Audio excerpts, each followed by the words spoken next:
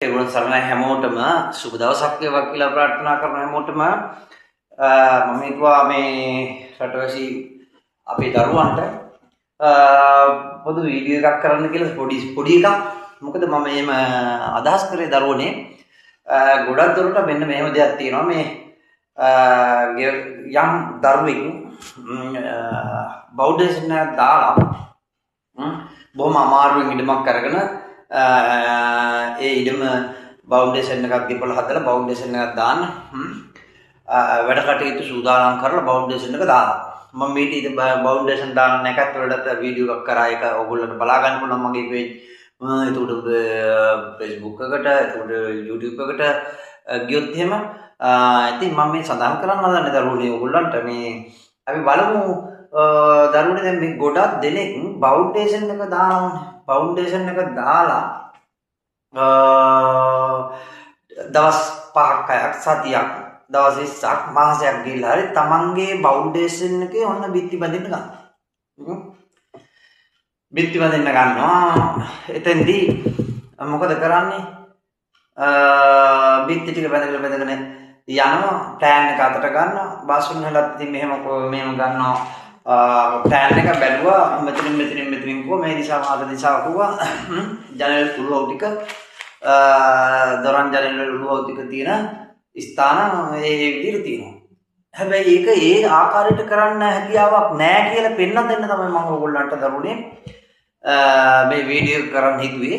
හේතුව තමයි දරුණේ මොකද මම මෙතන සටහන් කීපෙක උත්තරගෙන ඔයගොල්ලන්ට දිස් වෙන ආකාරයට මම පෙන්නන්නම් ඔයගොල්ලන්ට මේ ෆවුන්ඩේෂන් එකක් අපි දැම්මම ඒ බවුන්ඩේෂන් එකේ බිත්ති ටික බඳින්න අපි සූදානම් කරනවානේ. කියන්නේ අද වෙන්න පුළුවන්, හෙට වෙන්න පුළුවන්, අනිද්දා වෙන්න පුළුවන්. කොහොම හරි බාස්තුන් හැකට නැවත බවුන්ඩේෂන් එක දැම්මම පස්සේ නැවත ඒ අදාළ දේ අයිත් දරුවෝ ගිහිල්ලා කියනවා බාස්තුන් මට අසවල් දවසේ නම් බිත්ති ටික බඳ ගන්න ඕනේ කියලා. ඉතින් බාස්තුන් වල වැඩට එනවා. ඇවිල්ලා බාස්තුන් වල බිත්ති ටික බඳිනවා. නමුත් මේකේ මේම දෙයක් තියෙනවා. බිත්ති බඳින්න පෙර දරුවනේ මෙන්න මේ ආකාරයට මම මේ ඔයගොල්ලන්ට කියා දෙන්න හදන්නේ. විලිගත් වාස්තු විද්‍යාවේ තුල බිත්ති බැඳීමට ප්‍රථම දොරන් ජනල් කියන මේ ස්ථාන හරියට ස්ථානගත කර යුතු ආකාරයක් පෙන්වනවා වාස්තු විද්‍යාව තුල. එතකොට මේ මම බොහෝ දුරට දැකලා තියෙනවා මේ බැඳගෙන යන ගමන් බිත්ති ඉස්සෙල්ලාම ආව මුළු වලින් බැඳෙන්න පටන් ගත්තා. ඊට පස්සේ ප්ලෑන් එකේ තියෙනවා නම් මේ දිශාව කියලා ඒ යන බැඳගෙන යන ගමන් පොඩ්ඩක් එතන නතර කරලා බැඳගෙන ගියා. එතන පොඩ්ඩක් කඩේ තියුවා දොරට උළුවස්සට chance එක තියුවා අන්න බස් තුනල බැඳගෙන යනවා. හැබැයි එහෙම කරා විදිහක් නැහැ. මොකද පළමුවට තමයි දරුවනේ මට කියන්න තියෙන්නේ නිවසේ අත්වාරම ඇතුලේ.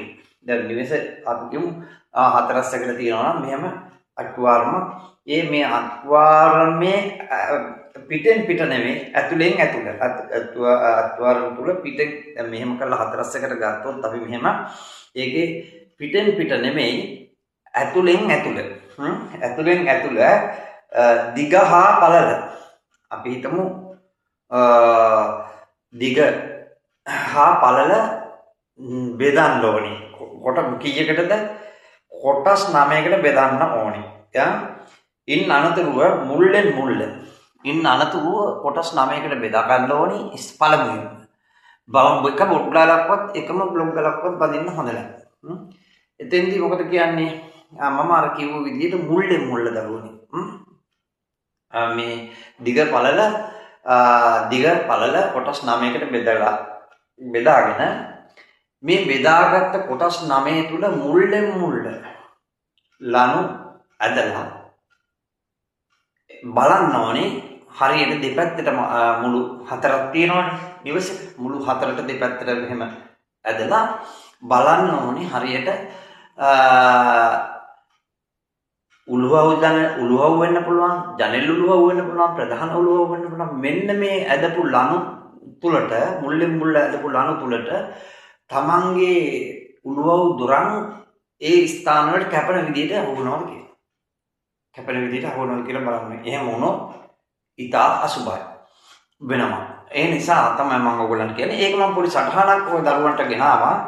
මම පිට ලං කරලා පෙන්නන්නම් දරුවන්ට.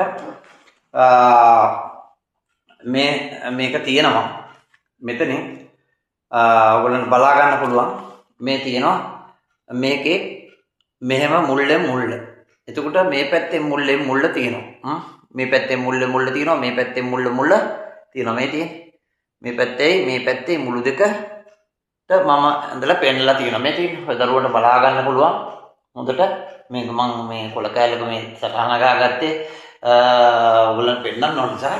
හැබැයි මේකේ තියෙනවා දරුවනේ මම හොඳට පේනවා මේකේ ලණු මුල්ලෙන් මුල්ල ලණු 3ක් අදිනවා. එතකොට අනිත් මුල්ලේ ඉඳන් අනිත් මුල්ලටත් 3ක් අදිනවා. ලණු 3ක් අදින්න ඕනි, ලණු 6ක් තියෙන්න ඕනි එතකොට. ඇයි මේ එක මුල්ලක ඉඳන් අනිත් දිශාවේ මුල්ලට ලණු 3යි. ඊළඟ මුල්ලේ ඉඳන් අනිත් දිශාවට ලණු 3යි. ලණු 6ක් අදින්න ඕනි. මේ ලණු 6 ඇදගෙන තමයි හරියට මෙන්න මේ ලණු ඇදලා තියෙන දිශාවේ මේ ලණු කැපිලා තියෙන මේ ලණු 3 6ක් ඇදලා තියෙනවනේ හතර කොනට මේ එක තැනකට හෝ උළුවස්සක් ජනෙල් උළුවස්සක් අහුවෙනවා නම් ඉතා අසුසුබයි. ඒ නිසා මේක හැබැයි මෙන්න මෙහෙම.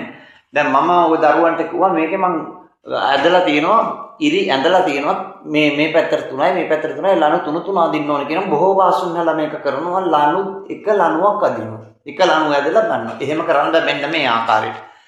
එතින්නේ මුල්ලෙන් මුල්ල ඇදලා පෙන්නනවා. එතින්නේ මුල්ලෙන් මුල්ල මේ මුල්ලේ මේ මුල්ලයි ආවම මෙහෙම ඇදලා ගත්තම මුල්ලෙන් මුල්ල තනි ලණුවක්. ඒක එහෙම කරන්න හැකියාවක් නැහැ. මෙන්න මේ ආකාරයට තමයි ලණු ඇදලා ගන්න ඕනේ. එතෙන්දී මම ওই දරුවන්ට සඳහන් කරන්න හදන්නේ එතකොට දරුවෝ මේ ආකාරයට මෙන්න මේව තමයි බිත්ති බඳින්න ඉස්සෙල්ලා ෆවුන්ඩේෂන් එක අනිවාර්යයෙන්ම මේ විදිහට ලණු ටික ඇදගෙන ලණු 3 බැගින් ලණු 6ක් අරගෙන ඕගොල්ලෝ ඇද ගන්නවා. ඇදගෙන ඒ ටික හරියට වෙන් කරගෙන තමයි මෙසේ හරියට බිත්තියක අට්වාරම උඩින් ලණුව ඒ විදිහට ඇදලා එම ලණුව අට්වාරමේ කැපෙන්නේ නැති ස්ථානවල උලුව තියන්න බෑ. දැන් ලණු දෙක මෙහෙම ඇද්දම මේ ලණු දෙක ලණු 6ක් වෙනවනේ. එතකොට මේ 6ට කැපෙන්න බෑ කිසිසේත්ම. ඕගොල්ලන්ට මොනම විදියක ජනෙල් උළුවස්සක් ප්‍රධාන උළුවස්සක් කිසිසේත්ම කැපෙන්න බෑ. ඒක ඕගොල්ලන්ට අගුණ වෙනවා. මේක ඇවිල්ලා වාස්තු විද්‍යාවේ තියෙනා වූ දෙයක්. මේක අනුව වැඩ කටයුතු නොකළොත් දරුවෝ ඔයගොල්ලන්ට කාලයක් යනකොට නැවත මේක කඩා ගන්න වෙනවා. ගෙදර දොර ගැටලු සාගත දේවල් ඇති වෙනවා. ඒ මොකද ප්‍රධාන මර්මස්ථාන වගේ තියෙනා වූ ෆවුන්ඩේෂන් එකේ කැපිලා තියෙනවා නම් ඒවා අපි ගේ වැදලා අපි ගේ පදිංචි වුණාම තමයි අපිට ඒවට අපිට ප්‍රශ්න ගැටලු එන්නේ. ඒ නිසා මට දරුවන්ට කියන්න තියෙන්නේ දරුවන්ට මේ මම පොඩි පැහැදිලි කිරීමක් කරේ දරුවනේ.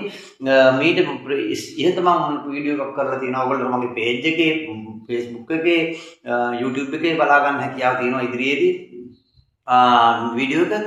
මේක මම ඔයගොල්ලන්ට කරේ දරුවනේ වාස්තුවේදියෙක් නැතුව ඕගොල්ලන්ට ඕගොල්ලන්ගේ ෆවුන්ඩේෂන් එක බඳිනුට දාලා බ්ලොග් වල ටික බඳලා බිත්ති උස්සන්න ඉස්සෙල්ලා ඕගොල්ලන්ට දැනුවත් වීමක් තියෙන්න ඕනේ.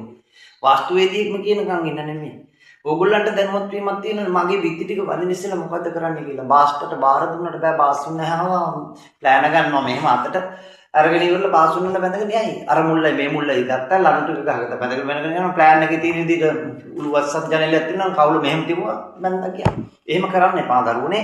මේ ආකාරයට කරගන්න ඕගොල්ලන්ට ෆවුන්ඩේෂන් එක දාලා ওই විදිහට ලණු දෙපැත්තට 3 6ක් ඇදලා හරියට ඒ ස්ථානවල හරියට උළුව තියන්න එපා. ඒ මස්තාන කැපෙන තැන් වලට ඒ විදිහට වැඩ කටයුතු කරගෙන ඉදිරියට තමන්ගේ නිවස සකස් කරගන්න ආකාරයට කරන්න. එතෙන්දී හරියට මේ දොරන් ජනෙල් ප්‍රධාන උළුවස්ස තියන්නේ කොහමද? ප්‍රධාන උළුවස්ස මොන දිශාවට දිවිය යුත්තේ මොන පාදයෙන් දිවිය යුත්තේ කියලා ඉදිරියේදී මම වීඩියෝ එකකින් ඔබව දැනුවත් කරනවා. ඒ නිසා ඔයගොල්ලන්ට මට කියන්න තියෙන දේ දරුවනේ මේක බලලා ඔබට යම් හෝ දෙයක් වැටහුණා නම් ලින්ක් එකක් දාන්න, කමෙන්ට් එකක් දාන්න, ඔබේ අදහස දාන්න. පොඩි දෙයක් නැතිනේ. අපිට මිනිහ මිනිස්සුන්ට hina වෙන්න පුළුවන් නම් ඒක වටිනවනේ. එහෙනම් මේ කමෙන්ට් එකක් දානකොට මම මෙහෙන් hina වෙනවනේ. එහෙනම් ඔයගොල්ලන්ට තියෙන්නේ ඔයගොල්ලන්ට මේකෙන් ප්‍රයෝජනයක්වත් වුණා නම් මේ ඥාන දැනුමක් ලබා ගත්තා නම් ලින්ක් එකක් දාලා කමෙන්ට් එකක් දාලා ඔයගොල්ලෝ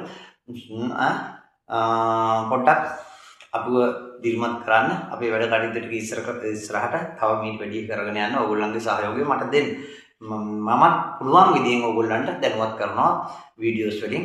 ඔයගොල්ලන්ගේ නිවස හදන්න, ගෙවල් දොරවල් හදන්න නම් සියලු දෙනාට දරුවනේ තෙරුවන් සරණයි අයබෝවන්.